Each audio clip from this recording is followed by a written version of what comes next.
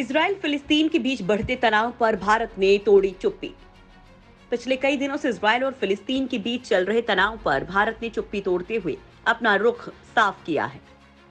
भारत ने रविवार को दोनों पक्षों से अत्यधिक संयम बरतने और यथास्थिति में एक तरफा बदलाव के प्रयास से बचने की अपील की। संयुक्त राष्ट्र सुरक्षा परिषद ने रविवार को मध्य पूर्व में जारी हालात पर खुली बैठक की। भारत ने संयुक्त राष्ट्र सुरक्षा परिषद की बैठक में इस मुद्दे पर अपने विचार रखे। संयुक्त राष्ट्र में भारत के स्थायी प्रतिनिधि टीएस तिरुमूर्ति ने भारत के विचार रखते हुए कहा कि हम दोनों देशों से यथास्थिति में एक तरफा बदलाव न करने की अपील करते हैं। दोनों को शांति व्यवस्था बनाए रखनी चाहिए। इस दौरान संयुक्त राष्ट्र के महासचिव एंटोनियो गुतारेस ने इजराइल और गाजा के बीच तनाव को बेहद गंभीर करार दिया। संयुक्त राष्ट्र में भारत के स्थायी प्रतिनिधि टीएस तिरुमूर्ति ने कहा कि पिछले हफ्ते पूर्वी यरूशलेम में शुरू हुई हिंसा के नियंत्रण से बाहर जाने का खतरा उत्पन्न हो गया है। गाजा पट्टी हमले में भारतीय महिला की मौत पर जताया दुख। तिरुमूर्ति ने इजराइल में एक भारतीय नागरिक की मौत पर शोक जताया। टीएस तिरुमूर्ति ने कहा कि गाजा की तरफ से हुए हमलों में कई लोगों की मौत हुई है, जिसमें एक भारतीय महिला सौम्या संतोष भी शामिल हैं। अधिकारियों के मुताबिक गाजा से फिलिस्तीनी चरमपंथियों की ओर से किए गए रॉकेट हमले में इजराइल में 30 साल की भारतीय महिला सौम्या संतोष की मौत हो गई।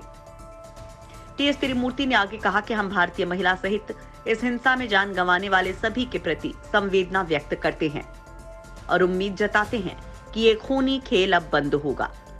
आपको बता दें कि केरल के इदुक्की जिले की रहने वाली संतोष दक्षिण इजराइल के तटीय शहर एश्केलोन में एक बुजुर्ग महिला की देखभाल का काम करती थी। भारत में इजराइल के राजदूत रोन माल्का ने भारतीय महिला की मौत पर ट्विटर पर शोक व्यक्त किया है। फिलिस्तीन के लिए भी जताई चिंता।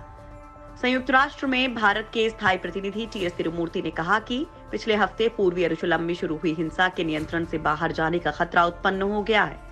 उन्होंने कहा पिछले कुछ दिनों में हुए कुछ घटनाक्रम से सुरक्षा परिस्थितियों के हालात तेजी से बिगड़े हैं।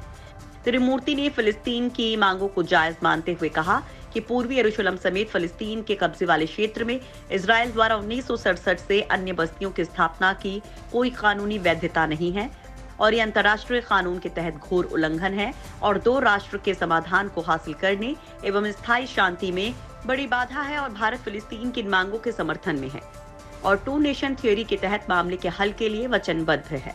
इसके अलावा टीएस तिरुमूर्ति ने कहा कि हम दोनों पक्षों से अत्यधिक संयम दिखाने, तनाव बढ़ाने वाली कार्रवाइयों से बचने और पूर्वी यरूशलेम और उसके आसपास में मौजूदा यथास्थिति को एक तरफा रूप से बदलने के प्रयासों से परहेज करने की अपील करते हैं।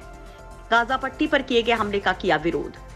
भारत ने गाजा पट्टी से इजराइल के रिहायशी इलाकों पर होने वाले हमलों की कड़ी निंदा की है। उन्होंने कहा, भारत गाजा पट्टी से होने वाले रॉकेट हमलों की निंदा करता है। हिंसा में तत्काल कमी लाना समय की आवश्यकता है और दोनों पक्षों को जमीन पर यथास्थिति में बदलाव लाने से बचना चाहिए।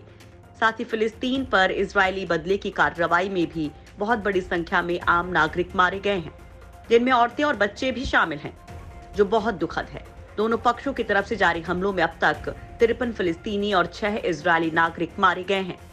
भारत ने विवाद को सुलझाने पर दिया जोर। तिरुमूर्ति ने इस बात पर भी जोर दिया कि प्रत्यक्ष शांति वार्ताओं को तत्काल फिर से शुरू करने और दो राष्ट्र समाधान को लेकर प्रतिबद्धता जताने की जरूरत है। उन्होंने कहा कि इजराइल का यरूशलेम भारत के लिए खास है क्योंकि लाखों भारतीय यरूशलेम में रहते हैं। दोनों देशों को जल्द से जल्द इस पर समाधान निकालना चाहिए क्योंकि इस तनाव में आम नागरिकों को ज्यादा नुकसान उठाना पड़ रहा है। दोनों देशों के बीच सार्थक बातचीत होनी चाहिए, लेकिन यहाँ तो हालात और ज्यादा बिगड़ते ही जा रहे हैं। अगर आने वाले समय में कोई बातचीत नहीं की गई तो हालात और ज्यादा खराब होने वाले हैं। तिरुमूर्ति ने इस बात पर जोर देते हुए कहा कि भारत दोनों देशों के बीच सार्थक बातचीत और शांति बहाली का हर संभव प्रयास और समर्थन करता है।